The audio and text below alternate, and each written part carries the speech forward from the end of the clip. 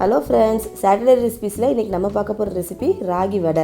ராகி மாவு வச்சு புட்டு, கூழ், ரொட்டி இந்த மாதிரி நிறைய ரெசிபி செய்யலாம். நான் வந்து இன்றைக்கி ராகி மாவு வச்சு ராகி வடை செஞ்சுருக்கேன். ரொம்ப ஹெல்த்தியான ஒரு ரெசிபி தாங்க. வாங்க ராகி வடை எப்படி செய்கிறதுன்னு சொல்லி பார்க்கலாம். வீடியோக்குள்ளே போகிறதுக்கு முன்னாடி சாட்டர்டே ரெசிபிஸ் சேனலை சப்ஸ்கிரைப் பண்ணாதவங்க சப்ஸ்கிரைப் பண்ணிக்கோங்க. அப்படியே பக்கத்தில் இருக்க பெல் ஐக்கானை கிளிக் பண்ணிக்கோங்க. அப்போ தான் நான் போடுற வீடியோஸ் உடனே உங்களை வந்து சேரும். ராகி வடை செய்கிறதுக்கு தேவையான பொருட்கள்: ராகி மாவு, வெங்காயம், கடலைப்பருப்பு, பச்சை மிளகாய், மல்லி, கருவேப்பிலை, சோம்பு, உப்பு.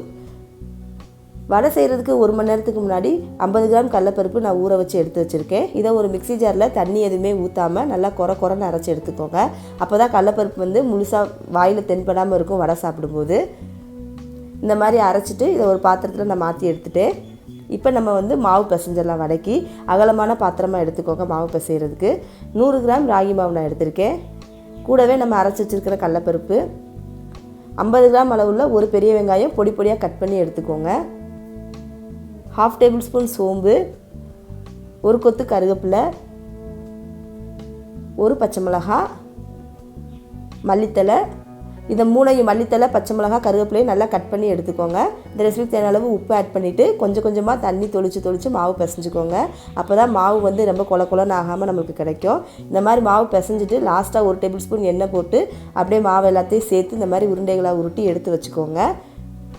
இப்போ இது மேலே நான் கொஞ்சோன்னு அப்படியே எண்ணெயை தடவி ஒரு இலை போட்டு நான் மூடி வைக்க போகிறேன். அப்போ தான் மாவு வந்து ட்ரை ஆகாமல் இருக்கும்.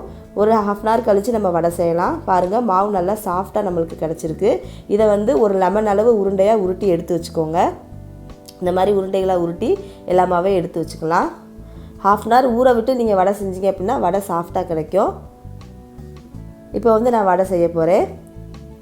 நல்லா வடை முங்குற அளவுக்கு எண்ணெய் ஊற்றிக்கோங்க. எண்ணெய் ஊற்றிட்டு எண்ணெய் சூடானதுக்கப்புறம் ஒரு வாழை இலையில் நம்ம உருட்டி வச்சுருக்கிற ஒரு உருண்டையை எடுத்து நல்லா இந்த மாதிரி ரவுண்டாக தட்டி அப்படியே எண்ணெயில் போட்டு எடுக்கலாம். எண்ணெய் காஞ்சதும், எண்ணெய் காஞ்சதுக்கப்புறம் அடுப்பை மீடியம் ஃப்ளேமில் வச்சுட்டு நீங்கள் வடைகளை ஒன்று ஒன்றா தட்டி போடுங்க. அப்போ தான் வந்து வடை கருகாமல் நம்மளுக்கு நல்லா வெந்து சாஃப்டாக கிடைக்கும். பாருங்கள், இந்த மாதிரி நான் ஒவ்வொன்றா தட்டி நான் போட்டுட்டேன். ஒரு 2 மினிட்ஸ் கழித்து நம்ம அப்படியே பரட்டி விடலாம்.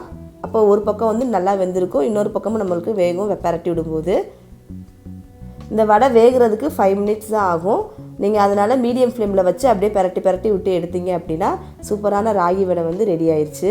பாருங்கள், நல்லா பரட்டி விட்டு நான் எடுத்துகிட்டேன். ஈவினிங் ஸ்நாக்ஸுக்கு குழந்தைகளுக்கு வந்து செஞ்சு கொடுத்தீங்க அப்படின்னா விரும்பி சாப்பிடுவாங்க.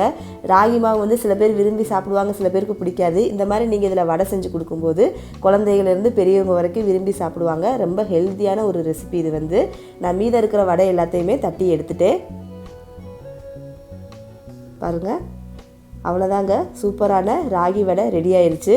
ஒரு 1/2 அன் ஹவர்லேருந்து 40 மினிட்ஸ்க்குள்ளே வந்து இந்த ரெசிபி வந்து செஞ்சிடலாம். நல்லா மாவை ஊற வச்சுட்டு நீங்கள் வடை செஞ்சீங்க அப்படின்னா வடை வந்து சாஃப்டாக இருக்கும். பாருங்கள், அப்படியே ஹார்டாக இல்லாமல் எவ்வளோ சாஃப்டாக இருக்குது. சாப்பிட்றதுக்கும் செம்ம டேஸ்ட்டாக இருந்துச்சு. எங்கள் வீட்டில் எல்லாருமே சாப்பிட்டு சூப்பராக இருக்குன்னாங்க. நீங்களும் இந்த ரெசிபி ட்ரை பண்ணிவிட்டு எப்படி இருந்ததுன்னு சொல்லி எனக்கு கமெண்ட் பண்ணுங்கள். இந்த வீடியோ உங்களுக்கு பிடிச்சிருந்துச்சுன்னா லைக் பண்ணுங்கள், ஷேர் பண்ணுங்கள். மறக்காமல் சாட்டர்டே ரெசிபிஸ் சேனலை சப்ஸ்கிரைப் பண்ணிடுங்க.